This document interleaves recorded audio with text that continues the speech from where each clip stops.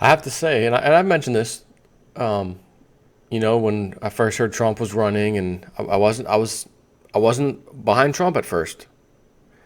I had to see what he was about. What's Trump? Out of every contestant there was, in my mind, he was the best one, even though I wasn't behind him yet.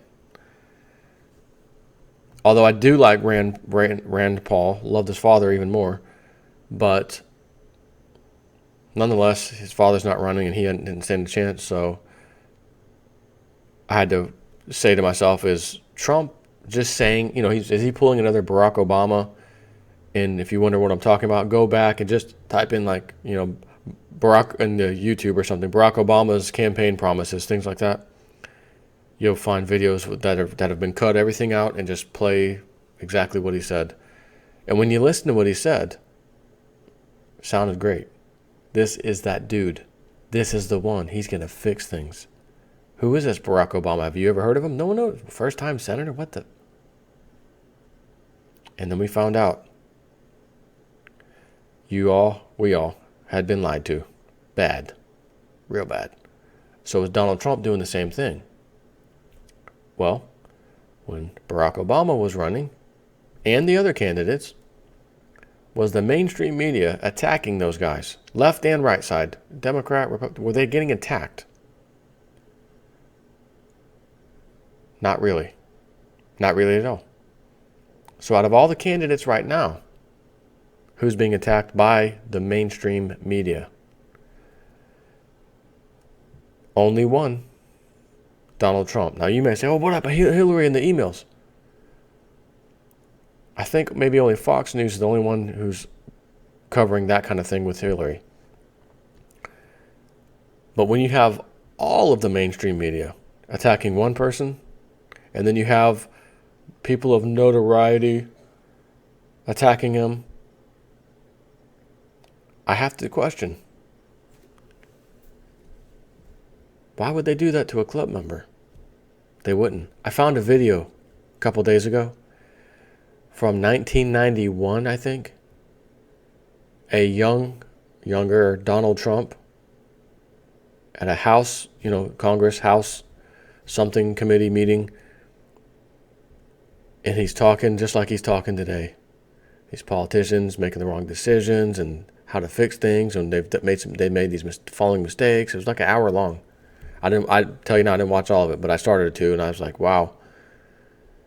I listened to some of it and could tell right off the bat, this is the same dude. And I saw the comments, people were talking about it anyways, comments on it. It was exactly what I garnered out after the first few minutes of watching the thing.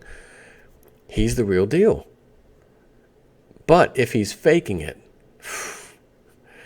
it will be the biggest snow job done on the face of the earth. So I do think about that, but then I say, but again, the club members, they wouldn't be attacking him. The media would not be attacking him. They are out of control. So I read this article today from the Huffington Post, just to let you know, not just the mainstream media, but some big players had a super secret meeting to discuss what are we going to do about the Trump. Really? Does this kind of thing happen if you're a club member? Other club members don't have secret meetings without inviting you to talk about what they're going to do about you. At secretive meeting, tech CEOs and top Republicans commiserate plot to stop Trump. Karl Rove, remember that old rascal? Shared focus group findings that give hope to the GOP establishment. Billionaires, tech CEOs, and top members of the Republican establishment flew to a private island resort off the coast of Georgia this weekend for the American Enterprise Institute's annual World Forum, according to sources familiar with this secretive gathering. So this wasn't even a Bilderberg meeting? Wow. The main topic at the closed to the press confab? How to stop Republican frontrunner Donald Trump.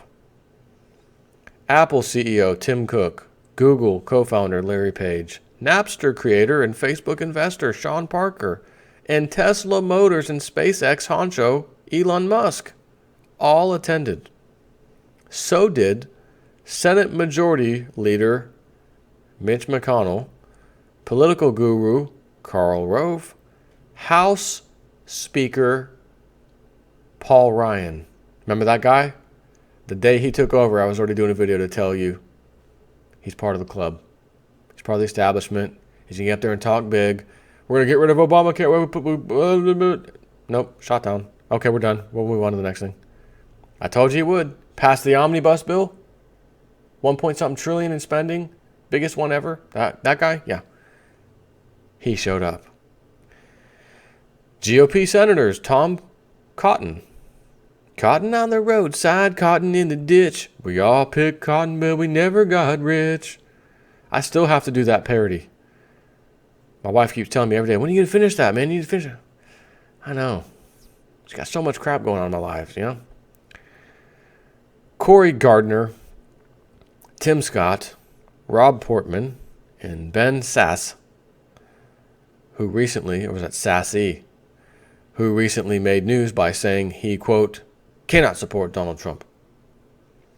Along with Paul Ryan, the House was represented by Energy and Commerce Committee Chair Fred Upton, Representative Kevin Brady, and almost Speaker Kevin McCarthy, sources said, along with the leadership figure Kathy McMorris Rogers, Budget Committee Chairman Tom Price, Financial Services Committee Chairman Jeb Hensarling, and Diane Black. Now, what is that damn law? The RICO Act, or maybe is it RICO? No, it's something else, I think. I think it is, unless that's what it is. You can't go, especially overseas, and do anything political, or you're violating this law. Matter of fact, I don't know if they're even allowed to do it like locally, like in a small private gathering like that. That's what you have the House floor for. But I believe you can't go over, for sure, overseas and do stuff like this. Oh, it wasn't political. We were just a gathering, kind of like the Bilderberg meetings. We're just hanging out, not making policy, world policy. No, not at all. Philip Anschutz, the billionaire GOP donor whose company owns a stake in Sea Island, was also there, along with Democratic Rep. Johnny Delaney, who represents Maryland. Arthur Sulzberger, the publisher of the New York Times, was there too. A Times spokeswoman confirmed. And these kinds of people, especially the New York Times, have been at Bilderberg meetings, and they don't discuss what happens there. So don't think for 1 second New York Times is going to have a great article on standby for you on this. Not going to happen. Quote, a specter was haunting the World Forum, the specter of Donald Trump, Crystal wrote in an emailed report from the conference, borrowing the opening lines of the Communist Manifesto. Quote, there was much unhappiness about his emergence, a good deal of talk, some of it insightful and thoughtful, and why he's done so well, and many expressions of hope that he would be defeated. The key task now, to once again paraphrase Karl Marx, is less to understand Trump than to stop him, Bill Kristol wrote. In general, there's a little too much hand-wringing, brow-furrowing, and fatalism out there, and not quite enough resolving to save the party from nominating or the country electing someone who simply shouldn't be president. End quote. A highlight of the gathering was a presentation by Karl Rove about focus group findings on Trump.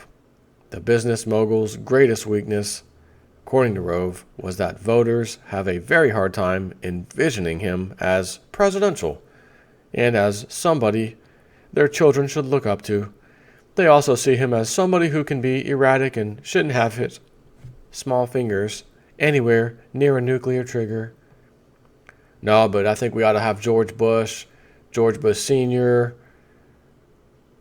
those club members, the same ones that had our country involved in trillions of dollars worth of wars, Middle East, weapons of mass destruction, no weapons of mass destruction. We're going after bin Laden, which should have been Saudi Arabia since the hijackers were Saudi Arabia.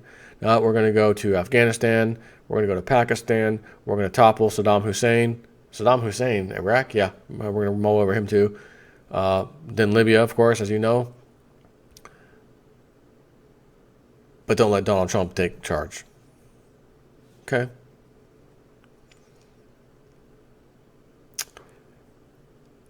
Sources familiar with the meeting, who requested anonymity because the forum is off the record, said that much of the conversation around Trump centered on how this happened, rather than how we are going to stop him, as one person put it.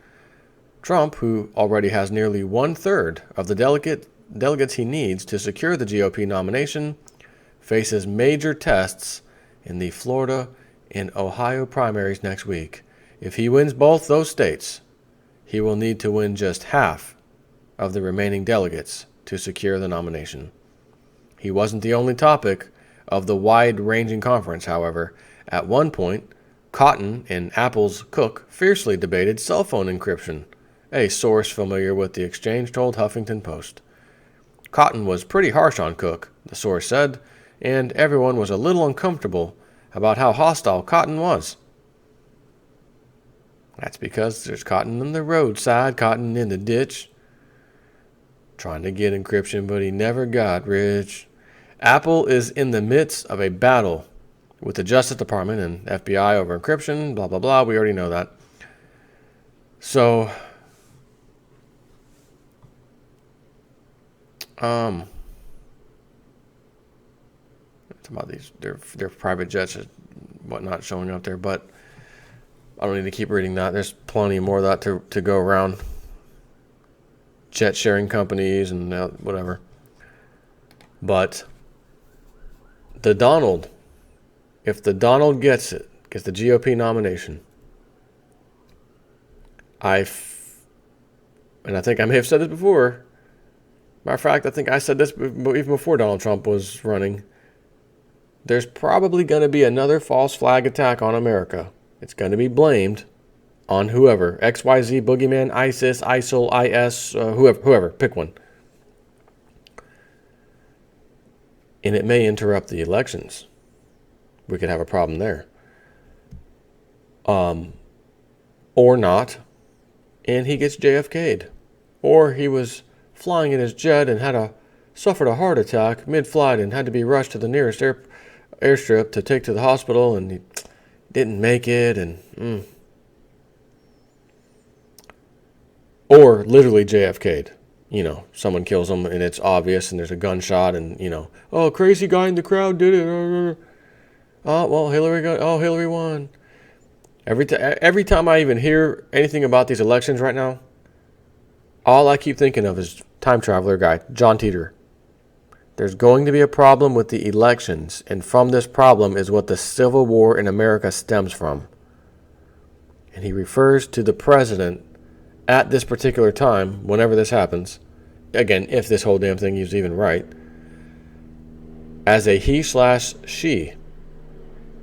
And he/she was more concerned with keeping the status quo going than anything else happening in the country, was his quote. And a problem with the elections is what a civil war stems from in this country. And I see a female running for president. There's the he/she political correctness. I can clearly see, as you can, they do not want Trump up there whatsoever. And they're going to have to steal it from him. So either A, they'll just flat out steal it from him. And that's still a problem, which you might say Civil War stems from a problem with the elections where they stole it from him, or he's killed, or whatever. We don't know yet because we're not there yet. But every time I hear about Trump and Hillary, John Teeter, that thought comes back into my head. I cannot help it. He/she, problem with the elections. You want to talk about an election in which there needs to be a problem if Trump's about to win? It's this one. All the elections, forget Barack, forget all those. Well, George Bush stole from Al Gore. That's nonsense. This one is do or die. Because if the right person doesn't get in there this time, as we know, it's finished. They've already got Hillary Clinton's face on the 2016 cover of the Rothschild-owned Economist magazine. There ain't no Trump. There ain't no Rubio. There is Hillary and her little husband, Bill, off to the side. She's up in the front. They've already selected who they want the next president to be. The question is, how are they going to pull it off? Is it simply going to be another hair-raising event? 51-49. She squeaked it out at the last minute. She got the last state. Florida switched. Whatever. Nonsense. We're still using the same electronic voting machines. Numerous states reported last week, Super Tuesday, hey, I voted for Trump, and as I pressed the button, someone else's name got selected. Yeah, and we can't reverse that. Not sure how we're going to revert. We can't do that. I want to make sure my vote counts. It didn't count for who I voted. Yeah, but we'll have to look into it. And he still ran away with it. But